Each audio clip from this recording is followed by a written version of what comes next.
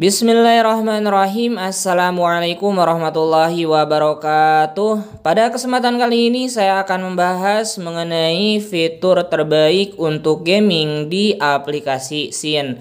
Jadi untuk Syn ini bisa digunakan di device non-root maupun yang sudah di root. Namun perbedaannya itu ada di bagian fiturnya. Untuk device yang belum di root hanya bisa menggunakan fitur basic aja menggunakan mode ADB. Sementara untuk device yang sudah di root semua fiturnya itu bisa digunakan dan lebih powerful juga. Misalkan di sini saya berikan contoh aja ya menggunakan device Redmi Note 5. Mulai dari fitur menu semua bisa digunakan, fitur overview-nya juga semua bisa digunakan, penggunaan dari memori, penggunaan dari GPU-nya. Sementara untuk device yang belum di root itu di bagian penggunaan GPU tidak bisa digunakan.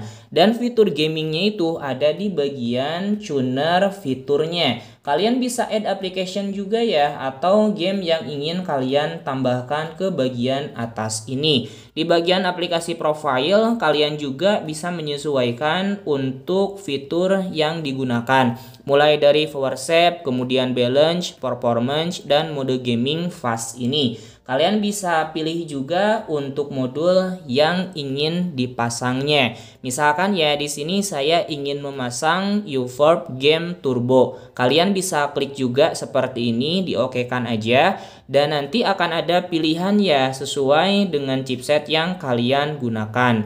Misalkan untuk chipsetnya itu ada Qualcomm, kemudian ada MediaTek juga. Lihat terlebih dahulu apakah device kalian support atau tidak. Dan di sini mayoritas atau kebanyakan dari chipset itu sudah support. Misalkan untuk device saya adalah Redmi Note 5 menggunakan Qualcomm Snapdragon 660.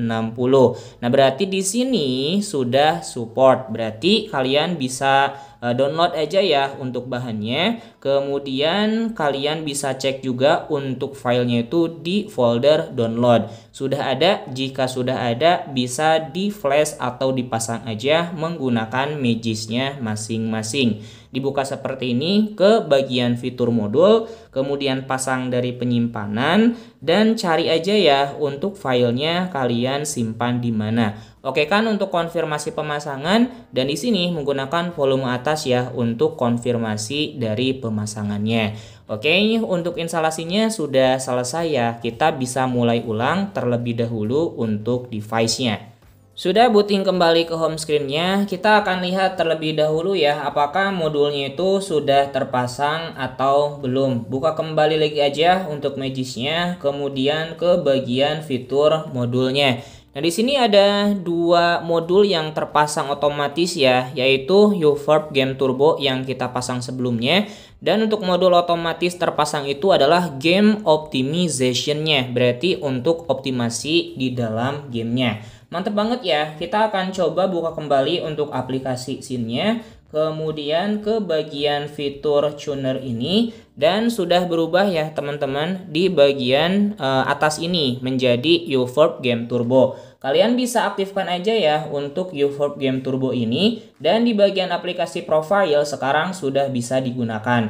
Misalkan untuk game yang kalian mainkan bisa diklik aja di bagian modenya bisa dipilih. Bisa menggunakan power save, balance, performance, fast, dan sampai dengan keep modenya udah ada.